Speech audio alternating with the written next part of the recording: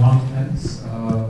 It's a great pleasure for us to have the Honorable External Affairs Minister of India, Dr. Jaishankar, against us for this brief press introduction. We'll start with Ian making brief opening remarks. We will thereafter open to a brief set of questions. Before asking your question, I would suggest if you could please identify yourself and the organization that you represent, and we could then take your questions. Sir, you.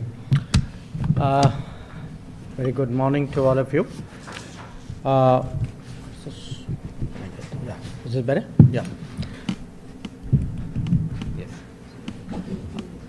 So, as you all know, I am here as Special Envoy of the Prime Minister for the inauguration of President Trump and Vice President Vance.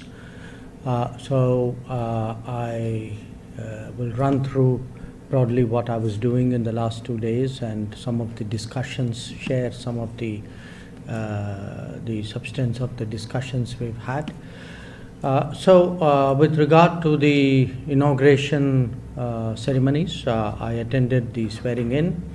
There was a church service before that. Evening there were socials, so it gave me an opportunity to meet a few other people there.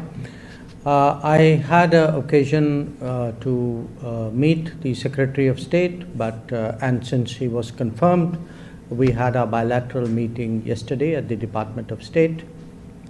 And there was also a Quad Foreign Ministers meeting because all the Quad Foreign Ministers were here for the inaugural. Separately, I met National Security Advisor Mike Waltz. I had met him in December when I came. During the course of my stay, I also had the opportunity to interact with Speaker Johnson, with Majority Leader Senator Thune. I made the acquaintance of 6 cabinet members of the incoming of the administration which has come in. So that's broadly in terms of the activities of the last 2 days. If I were to share my overall impressions, I would say one, it was very clear that the Trump administration was keen to have India present at the inaugural itself, and they're clearly prioritizing the bilateral relationship. Secondly, I think in the meetings I had, it was also evident that they would like to build on the foundation of the relationship, a foundation which the first Trump administration also contributed a lot to building. President Trump and Prime Minister Modi at that time took a number of initiatives, and we have seen that mature in many ways. The third impression was with regard to the Quad. Again, a very strong sense that the current administration would reciprocate our desire as well to take the Quad further, to intensify its activities. And I remind you that Quad itself was restarted in 2017 when in the United States Donald Trump was the president. Let me say a few words about the bilateral relationship because I had both in my meeting with Secretary Rubio as well as NSA Waltz, a lot of our discussion centered on the bilateral side. And in many ways, I think between us and the Trump administration, we approach the world both with a clear-eyed sense of our national interest, belief in the the mutuality of benefits in any interaction. I think we have a very strong degree of trust today between India and the United States, a very high level of convergence of our interests, and a sense that while we serve our national interests, while we build our bilateral partnership, definitely on regional issues and global issues, there is a lot of good that we can do. So that sense of global good was also very evident conceptually in what we discussed. In terms of the bilateral ties, I think now you do understand this was the first day of the administration, so obviously we had a sort of essentially a broad brush conversation, didn't get too deep into details. But there was, I think, an agreement, a consensus between us that we need to be bolder, we need to be bigger, we need to be more ambitious. The interactions between us should be more intensive. And some of the specifics we discussed, we want to promote the ease of building the relationship. That how do you make business, mobility, education, technology, defense, security, how do you make it easier to do between two countries who would like to do it? But there are the burden of regulations and the complexity of processes. So I did see understanding and a recognition that we need to make this process much smoother than it has in the past, so that it actually enables us to achieve our shared objective, really, of this bolder, bigger, more ambitious relationship. When it came to various regulations and processes, I also flagged some concerns which are very widespread in India about delays in visas, and the relationship is not well served if it takes that many days for people to get a visa, because ultimately those visa delays do impact business, they do affect tourism, they in many ways constrain the people-to-people interactions, which is the foundation of our relationship. When I spoke about the strong trust between us, I think we would like to translate that trust more and more into an actual partnership. So whether it's technology, whether it's an industrial partnerships, education, defense, security, really we are open in all domains. I think today the enthusiasm and the levels of comfort are very strong between India and the United States. So it was really a question, we were competing with each other to say, look, how much faster, how much further we can take this relationship, and how best we can do that. Just want to say a few words about the Quad as well, and then I'd be happy to respond to any questions or comments you have. For Secretary Rubio and Foreign Minister Iwaya of Japan, this was the first Quad meeting that they were attending. Minister Wong, Penny Wong, and I had done quite a few before. So in a way, it was a sort of a stock taking of the Quad. So each one of us came in with, where we thought we were. But there was a very, I would say, animated exchange of ideas. And the sentiment in the room was very much that, Quad is a collaborative activity. And therefore, it's important to continuously refresh it, to keep doing more and more, to keep adding substance. And I think we ended on the note that this year India would be hosting the Quad Leaders Summit. So between now and the summit, what are the new ideas, the fresh activities that we could contemplate? So we felt that this was something which our team should get to work to, and we ourselves as ministers committed ourselves to monitoring it and meeting as required.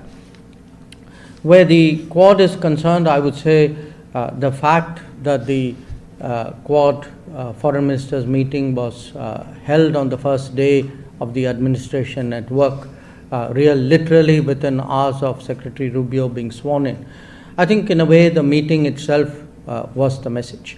We all sort of noted that and proceeded accordingly. So this was broadly, what's been the activities of the last 2 days. I'm happy to respond to any questions that you may have. But overall, I again would say that, it's been for me a great honor to represent the Prime Minister and the Government of India at this important occasion. And I do think that, my presence here is not only a statement about the relationship, but has also been a very valuable opportunity to get off to a very early start. Thank you. Thank you, sir. We'll now take 2 to 3 sets of questions. We'll start with the first. Saurabh, Yashwant, Lalit. Minister, welcome to DC and a belated happy birthday to you. Thank you. Minister, you spoke about the trust. If you could please identify Yeah, Saurabh Shukla from New Global. Minister, you spoke about the trust in the relationship, and that was clearly visible in the manner in which the US side accorded red carpet welcome to you for this inaugural. There is a sense that President Trump, and he's spoken about it many times, about a special partnership with Prime Minister Modi. How soon do you see a summit meeting happening between President Trump and Prime Minister Modi, and what agenda is in the works for that? Okay, sure. Yashwant. Thank you so much for doing this. Yashwant Raj for IANS. I had the same question as Saurabh, but I wanted to ask you if you could confirm or deny a Reuters report that the two leaders could be meeting next month, or at least attempts are on to get them to meet next month. And two, in the State Department readout of your meeting with Secretary Rubio, it said Secretary Rubio raised something about irregular migration. I was wondering if that was another phrase for illegal people, Indians coming in illegally through the southern border of the country. Thank you. Lalit. Lalit Shah from BTI West of India. Just follow up on what Yashwant said. There's news report coming out of India that India is working with the Trump administration to deport around 18,000 undocumented Indians. Can you confirm that? Who told who's only deported from the US? And secondly, did any one of those officials of the Trump administration raise the issue which were the roadblocks in the relationship, the court cases that are going on about some Indian officials and Indian businessmen? Sorry, about? The court cases that are going on about Indian officials, former Indian officials, and the Indian businessmen. Oh, okay. The first question, observation, Saurabh, yes, I definitely, as someone who's been involved in the relationship for many, many decades, I would say that the levels of trust are very high, and not just because, in a way, the trust is a more systemic sentiment. I would also say there's a very visible chemistry between Prime Minister Modi and President Trump, and that also, in a sense, percolates through the system and reinforces that comfort and trust that you have referred to. So there was a very visible appetite to, get this relationship moving, to do more, to raise the bar, set bigger goals. So that was the sort of feeling in the room. Now, in terms of your query about and what Yashwant also raised about possible meeting between the leadership, between the Prime Minister and the President. Look, the administration has just come in. Understandably, at the moment, everybody is focused on the inaugural ceremony. They're also finding their feet and attending to the priorities of the day. But clearly there is an interest in taking the relationship forward. Now, the exact mechanics of it, as and when we have something to tell you, we'd be happy to share with you. But I do remind you that the Prime Minister had a very early phone call with President Trump. and that I had come last month and made the initial contact with the NSA. So it should give you a direction in which today the relationship is going. At what point the direction reaches that culminating point, I think we'll have to wait and see.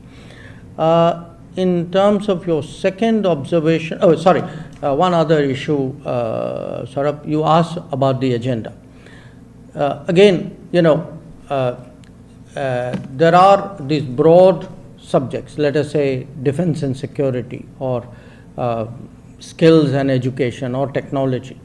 But within that, I think there's a lot of latitude, there's a lot of unexploited space. There are new things to do, but there's also the challenge of how do we do the regular things better than we were doing. So I think there was a openness to look at a lot of this, especially some of our concerns about process issues, delays. I think there was a very positive response, because that's also the outlook of the administration as a whole, that how do we make governance more efficient and effective. So if you have in the two countries really two leaders who are very focused on effectiveness and the quality and the speed of governance, efficiency of governance, naturally that is something which also percolates into the relationship as well. In terms of the reference you made, Yashwant, to the irregular migration, yes, we had a discussion on a range of issues, and one of the issues which came up was actually mobility of people. Now, we have a position on mobility which is a principal position, applies to all countries.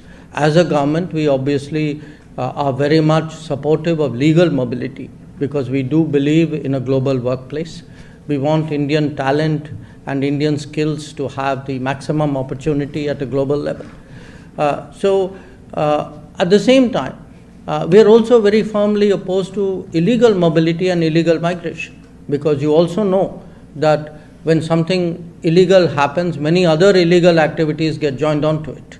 And it's not, this is not desirable, it's certainly not reputationally good.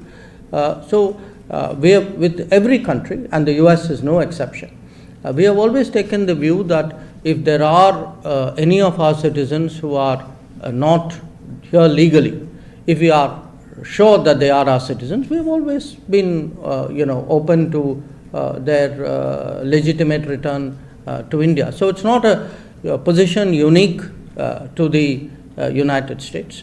I do understand right now that there is a certain debate going on and a resulting sensitivity which is there. But we have been consistent, we have been very principled about it, and that remains our position, and I conveyed that very clearly to Secretary Rubio.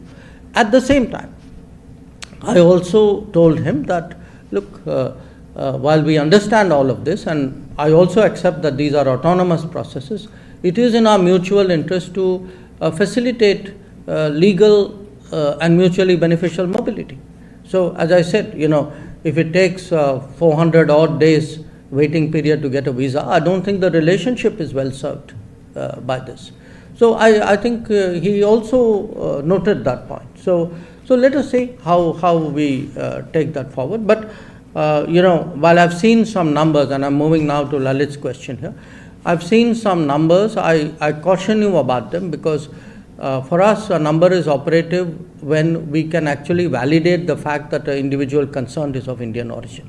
So we'll have to see sort of really how that goes, because it has, as I said, the basis of their stay or not able to stay, and the fact that at our end we have to verify that they are indeed Indians, because naturally there are sensitivities involved there as well. On the court case issue, no, the subject did not come up. Seema, Mr. Jayaraman, and then Supaji. Mr. Minister, I know it's only 2 or 3 days. You could identify the organization. Sorry, Seema Sirohi from the Economic Times. I'm a columnist. How do you read the China policy? I know it's only 2 or 3 days.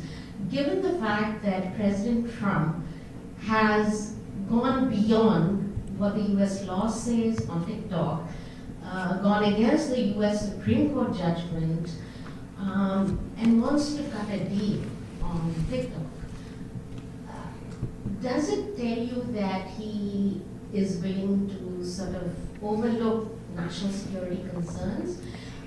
So what's your read so far on China policy? Because from India's point of view, that would be an important policy, right? How he executes it. Mr. Jerry. Good morning, Mr. Foreign Minister. This is Vishnudatta Jayaraman from News India Times and South Asian Herald. What are the primary concerns you are personally hearing from Indian American lawmakers, policy experts, and community organizations? And did you get a chance to convey these concerns to the US officials? And what is your sense on how they are planning to engage with India? And the second question is, as the Prime Minister is specially involved for the inauguration, could you share some key highlights and what aspects stood out to you the most? So, Pakistan Tanwa from Punjab Post and Third Eye Media. So, my question is not related to today's event. Lots of my colleagues, they have already asked. I want to take you back in last year, जब आप अमृतसर में गए थे, तो पंजाब के लोगों ने आपके सामने एक बात रखी थी, ट्रेड विद पाकिस्तान, और उसके बाद आप पाकिस्तान भी गए, और 2 इशू हैं ट्रेड के, और जो पाकिस्तान से ड्रग आ रही है उसके साथ लॉ एंड ऑर्डर की सिचुएशन बहुत ख़राब है पंजाब में। वहाँ के पुलिस स्टेशन जो है उनकी दीवारें ऊँची की जा रही हैं, और वहाँ के जो रास्ते 8 बजे रात को बंद कर दिए जाते हैं। तो इंडियन गवर्नमेंट का इसके बारे में एजेंडे के ऊपर कहाँ आगे 3 चीज़ें, trade with Wagah border, through Wagah border, and drug and law and order in especially in border areas. Thank you. Prashant. Prashant Jha of the Hindustan Times. So one question which is beyond the bilateral. How do you have a view on US's sovereign decisions to withdraw from the Paris Agreement, from WHO? Do you see these, its criticism of multilateral organizations including the UN, do you see this as creating a vacuum that other players in the international system could fill in? My second question is on something that the Secretary Rubio mentioned in the statement, which was a positive-looking phrase on economic ties. Could you give me a sense of the conversation on the economy that you had with him, including trade, and whether there is a possibility of a trade agreement between the 2 sides, or whether you anticipate punitive measures from the administration and how that may happen? Seema, let me respond to your question. I mean, look, what is the policy of an American administration towards China is either for the Americans to explain or the Chinese to commit. It's not for me publicly to take a position on it. I'm obviously, dealing with the world. We obviously reflect on various developments. What I can say, as someone who's come here, interacted with, the key foreign policy figures of the administration certainly, is the positive sentiment they have for our country and for our relationship. If you ask me, okay, go beyond that, the bit I can share with you is, what we discussed during the Quad. And during the Quad, the sentiment was very clear that, the Indo-Pacific is a very crucial region, that it's important, that there is stability there, there is security there, there is a respect for law. I think, some of it was very succinctly captured in that statement which was there. But beyond that, another bilateral relationship for me to comment publicly, I don't think really would be appropriate. regarding Mr. Jayaraman, your question about Indo-American lawmakers, I did encounter, I sort of bumped into Mr. Thanedar at the inaugural ceremony. I think I saw Ami Bera at a distance, but I didn't really have an opportunity because, this visit, one entire day really was focused around the inauguration events, and yesterday on the Quad and the bilateral. So this is not an occasion where I can say anything more because I've not had a chance to spend time with them. On the inaugural highlights, look, I mean, to me, though I have been dealing with this country for more than 40 years, it was the first time I was myself at an inauguration. And obviously, it was something which was very impressive. As I said, I was there at the Rotunda observing the swearing in, and between the prayer service and the social occasions, you got a flavor really of the sentiment or the interaction of various people who are there, their enthusiasm.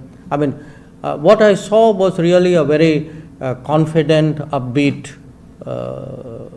incoming administration. I mean, that feeling that, look, we need to get things done, and where India is concerned, that you are a partner with whom we can get things done, that because there is already a strong chemistry between the President and the Prime Minister. There is a previous administration with whom, which we were the same at that point of time, that there is that history of working together. So that buoyancy and that confidence which I saw generally, I mean, if you look at it, I mean, the last 48 hours, I mean, it's been an extraordinarily active administration. And not just last 48 hours, they were actually very active even before they actually assumed office. So I think that energy which I could experience, I can tell you in many ways is fully reflected on the Indian side, and we would certainly like to use that to take our relationship to a higher level. Satpal ji, जो आपका जो प्रश्न जो था trade with Pakistan, देखिए trade हमने तो बंद नहीं किया, जो किया तो उनके प्रशासन ने जो 2019 में जो निर्णय लिए गए कि भारत के साथ व्यापार नहीं करना, वो उनके साइड से था। तो हमारा जो इस मुद्दा के बारे में हमारी जो चिंता जो थी, शुरू से हमारा हित था कि हमें MFN स्टेटस मिले, कि हम पाकिस्तान को MFN स्टेटस देते थे, वो हमको देते नहीं थे। तो आज पिछले साल के बाद ऐसी कोई पाकिस्तान के साथ बैठ के ऐसी कोई बात नहीं हुई व्यापार के बारे में, ना उनके यहाँ से कोई ऐसा इनिशिएटिव आया है। जो ड्रग्स के बारे में जो आप कह रहे हैं, वो तो सबको जानकारी है इसमें कि वहाँ से ड्रग्स काफ़ी संख्या में आते हैं, और ये चिंताजनक विषय है। और जो वहाँ जो लॉ एंड ऑर्डर, अगर आप पाकिस्तान की लॉ एंड ऑर्डर बात कर रहे हैं या बॉर्डर एरिया के लॉ एंड ऑर्डर, हाँ, देखिए जो हमारे यहाँ जो इंटरनल अफेयर्स हैं, आप जानते हैं कि मैं देश के बाहर जाके इसके बारे में टिप्पणी नहीं करता। तो हमारे जो भी एडमिनिस्ट्रेटिव चैलेंजेस हैं, हम निपट लेंगे उसके साथ। ये तो हम पर ही निर्भर है कि हम इसके कैसे रिस्पॉन्स करें। जो आपका जो है Prashant, your question on what is our reaction? Look, every country has a sovereign right to take decisions, about what are their international commitments and responsibilities. So we can have our respective views on it. I mean, obviously, it's not necessarily identical for countries, but I think that's a decision they have taken. I mean, different countries may have their own view of and their own stance in that regard. But it is their decision. So I leave it at that. On your issue on economic, you asked me, give me a sense of the economic discussions. There was a discussion both with the Secretary as well as with the NSA. Not in detail again. I mean, please do appreciate, that we were running a tight timeline. We had also a quad to do. But the overall sense is, look, there are a lot of opportunities here. The US today, in an era of more technology-centric progress, sees, the messaging I got very clearly was, look, we appreciate the value of India as a partner. There are domains we want to work on. There are systemic things we need to do to sort of optimize collaboration. Obviously, there will be the economic interests of the two countries. We will sit down and talk about it and discuss that when the moment is opportune. But on this particular occasion, we didn't get into that kind of detail, partly because of the occasion and partly because that is really, trade matters are really for the trade teams to do. On either side, it's not my direct jurisdiction, nor was it those of the people I was meeting. So, but for me, the deeper sentiment was really the takeaway, saying, look, you have your interest, we have ours, we have to harmonize it, we have to get the best out of it. We are very confident that, I didn't get the sense of it being a zero-sum game. I saw it as much more collaborative. And a lot of, I would say, attention on ISET, on, semiconductors, on supply chains. It was much more that than, the other issues. Thank you very much. Mr. Prime Minister has another engagement. Okay, Ms. Poonam, I think, got left out. No, last question. Sorry, we have another engagement here. Yes, please, ma'am. She couldn't answer the questions. Poonam Sharma Sakala, Government Global Strategy. Minister, in your discussions with National Security Advisor Wance and Secretary Rubio, did you touch upon the treatment of minorities in Bangladesh? One. And secondly, in the past few years, there have been a lot of threats to Indian diplomats, and there was the attack on the consulate in San Francisco. Do you feel that this administration will be more cognizant of national security threats to India? The first question, yes, we had a brief discussion on Bangladesh. I don't think it's appropriate I get into more details. On the second question, I didn't on this occasion raise those issues, but I do want to say that the arson attack on our consulate in San Francisco is a very, very serious matter, and it is something which we expect accountability, and we would like to see that people who did it are held responsible. Thank you very much, sir. This brings to close this morning's session. Thank you.